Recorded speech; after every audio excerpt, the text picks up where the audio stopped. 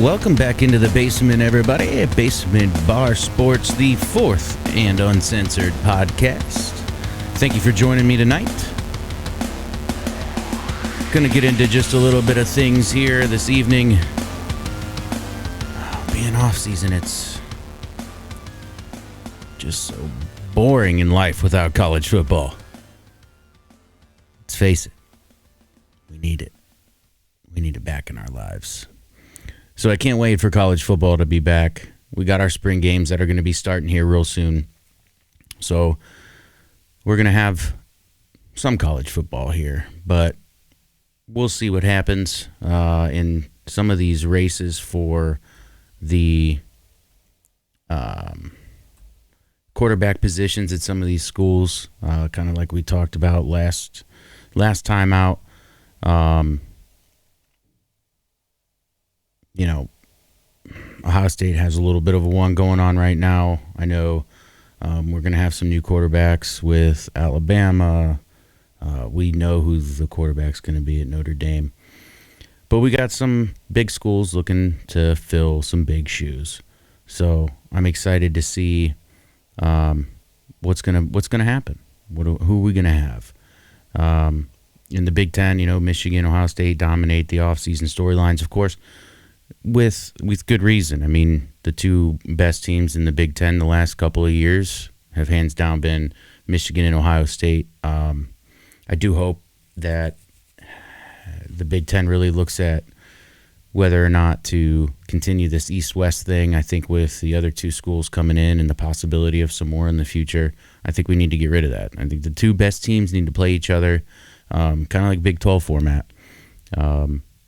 You have your two best teams playing each other in the championship game, and I think that needs to be a thing across the board. I don't like this East-West thing in any of them. SEC, it doesn't matter where. I do believe that they need to take the two best teams from those conferences and put them against each other. That would be Alabama and Georgia every year. And I get it. With this 4-team playoff, I think that kind of eliminates some of those things. Of possibly two SEC teams getting in or possibly two Big Ten teams getting in. I think that talk goes away when you have that, because you're going to have the two best teams from those big-time conferences playing each other and kind of canceling each other out. Now, granted, we got that for one more year because then we're moving to the 12-team playoff in 24. So, but for that process, even still going into the 12-team playoff, it's still better, I think, to have your best teams playing each other in that championship game. I think it'll go a lot further for the conference because, I mean, what's better? Even if it is Ohio State and Michigan playing twice, back-to-back, is that a better game than Ohio State playing Iowa or Michigan playing Iowa or a down year Wisconsin or an up-and-coming Nebraska? Like, what is your bigger draw? Ohio State, Michigan is going to be your bigger draw, especially if they're hands down the two best teams in the conference the whole year. Same thing with, Georgia and Alabama. Do you want Georgia coming out and playing a one-timer Florida or a Tennessee or, LSU or whoever it may come out, Ole Miss, whoever? Or do you want to see that Alabama and Georgia matchup? You want to see the Alabama and Georgia matchup. It's going to be an overall better game. So I believe that, we need to take a look at where we're at with these championship games, possible East, West, whatever it may be. We need to take a look at it and really boil it down to what's going to be the best competition going forward and what's going to get the best thing for the fans on the screens. And I really think that it's getting away from the East-West or, however you want to put it out there, North-South, whatever. So I do believe we need to get rid of those. But we do have a lot of spring football coming up. Can't wait. I can't wait to see what some of these teams are going to look like. For some of us, Michigan, the game's April 1st. Indiana, April 15th. So once we get into April here, we're going to see a lot of these. The big one for me, myself, obviously, Ohio State, April 15th. They're already at practice. They're already at spring practice, a lot of them. So it's going to be cool to see what some of these teams looking for with new quarterbacks are going to be. TCU, for instance, their game 14th. And then you have some of the SEC teams that are going to be coming in. April 8th for Auburn, April 11th, Kentucky. Interesting to see who they might have at quarterback with Levis leaving. Georgia's is on the 15th as well. So Alabama, April 22nd. They're a little bit later on in the spring, but I'm kind of interested to see what Clemson's going to look like this year, if they're going to bounce back after having kind of a down year for that program, for instance. If any of these other ACC teams are going to be able to put up a fight for the ACC. I really hope that for the sake of the ACC, some of these other teams get a little more powerful. Pac-12, looking at those guys too. Big 12. What kind of seasons are we going to have? I think the Big 12 was awesome this past year, watching all of those games, watching those guys just beat the crap out of each other. I thought it was fantastic. Baylor looked good for a while, then they kind of fell off. Texas looked all right for a while, kind of fell off. They really should have beat Alabama. Man, that should have happened. I was hoping for it, but it didn't. So here we are. And some of the schedule changes that are happening with that as well. So we'll see some of these teams, Texas, Oklahoma, going to the SEC. We'll see more games like that, Alabama, Texas, when it comes to that. And then the Big Ten also looking at some of their schedule changes that they're going to be going to. I think they're down to 3 different options at this point of which way they want to go. And I really will hope that the Big Ten also pushes for putting Notre Dame in the Big Ten. I think that would be big, not only for the Big Ten, obviously, but I think it helps a little bit for with Notre Dame having a conference game.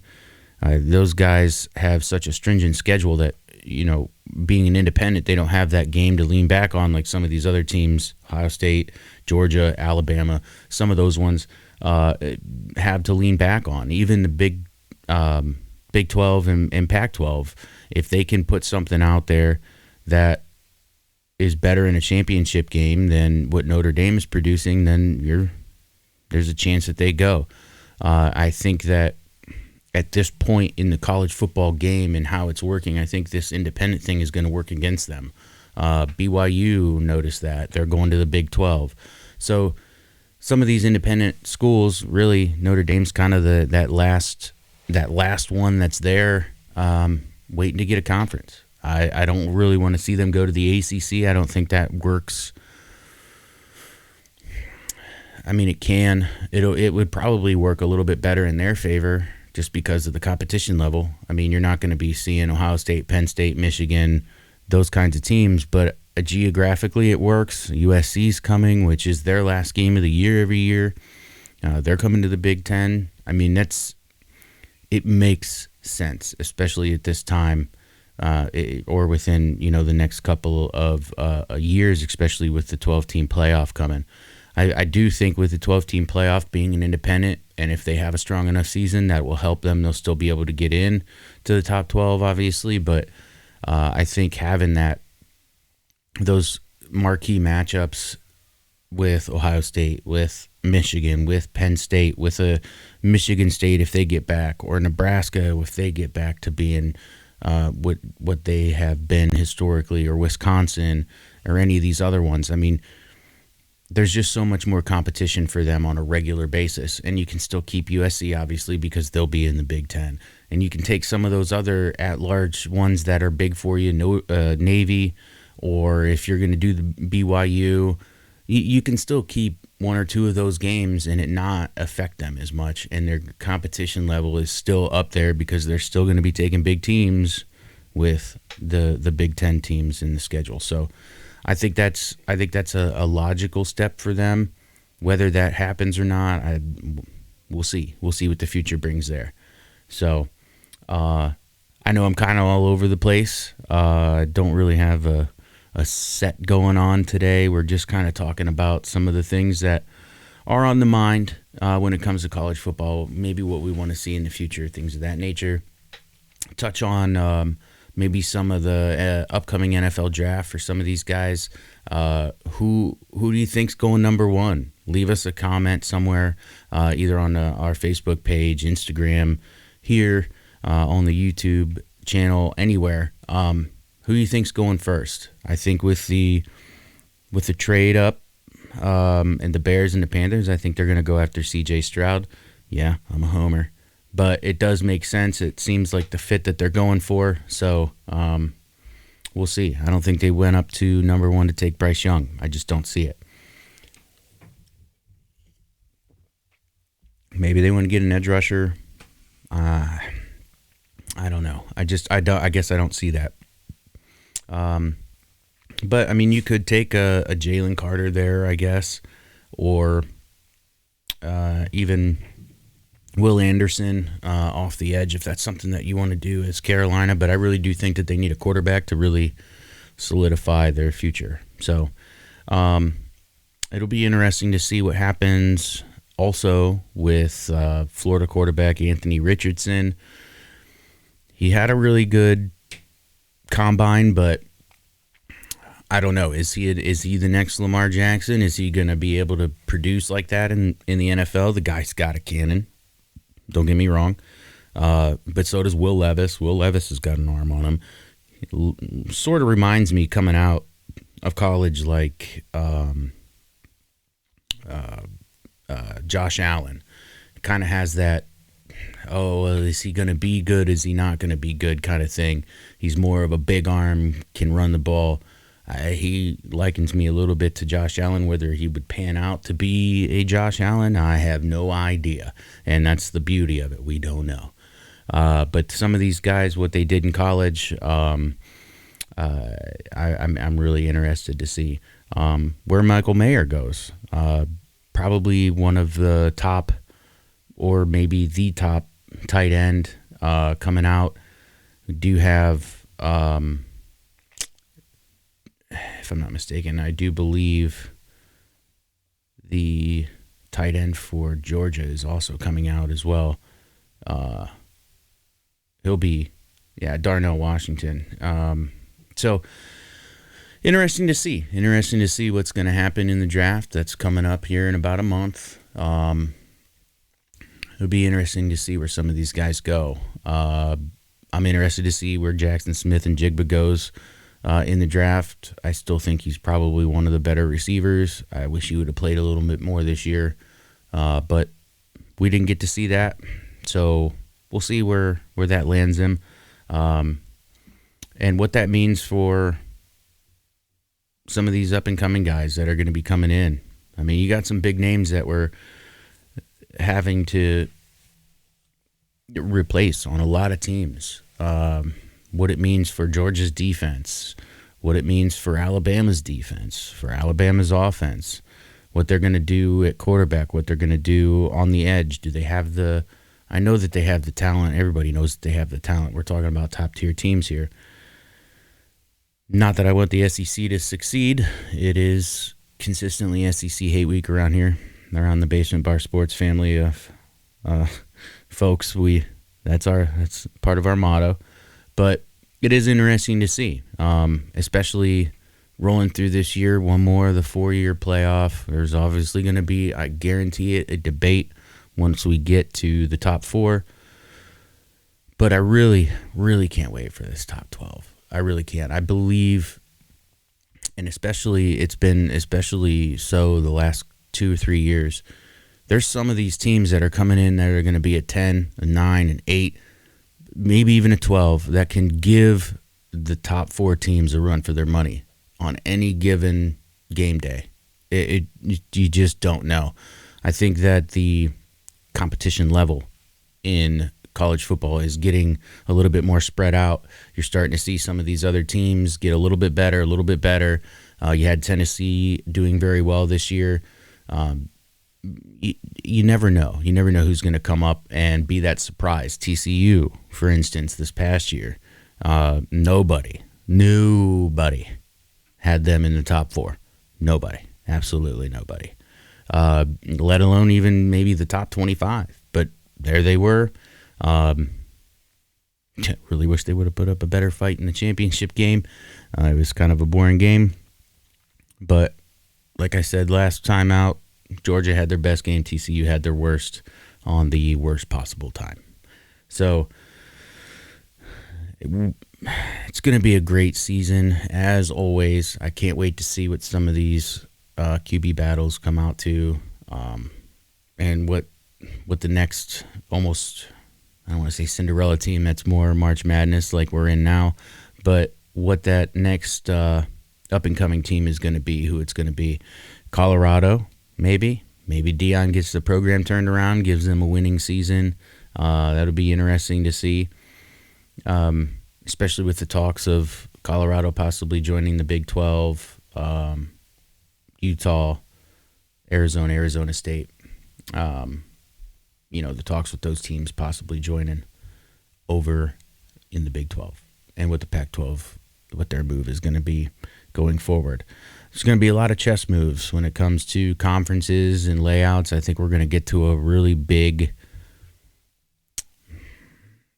The Big 5 are going to be really big. I think we're going to have a lot of teams in these conferences eventually, and they're following the money trail. They're following TV contracts, things of that nature. Cincinnati moving to the Big 12, that thing. I mean, there's going to be some smaller schools that are going to come up. It's going to help their recruiting. It's going to help the competition of college football. I really think it's going to be a little bit more spread out across the board. I don't like the NIL still. I really don't. I think it takes some away some of that, and the transfer portal. I'm not a big fan of that either. Because you get a Quinn Ewers who chased the money at Ohio State and really wanted to be at Texas, and you saw how that went. He was able to do both, get that money, and then go to the transfer portal, get back to the school that he wanted to go to. I really hope Arch Manning beats him out this year just because of that. For the guys that just are doing it willy-nilly and not for a really good specific reason, that bothers me. Gone are the days of, busting your chops, busting your ass, and getting the playing time that you deserve because you made you did the work to get there. So kind of gone are those days, and that's kind of sad. If you get upset and you want to throw a fit, you can just transfer, and that's the world that we live in as well. So that's where we're at. But as far as the competition, I think it can help spread it out a little bit, maybe, but.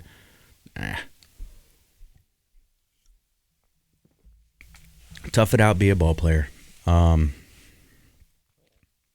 what I wish we would see more of. But don't have a whole lot more to kind of spaz about. We're just kind of getting back to the swing of things. So thank you again for hanging out with us. We're really working kind of hard to get a better product out for you guys. And make it a little bit more consistent. A lot of life events have been happening for us, so we're trying to get back to it and give you guys the best thing that we can give you, both on the podcast and here on the YouTube channel. Just kind of starting up the YouTube channel, getting that going.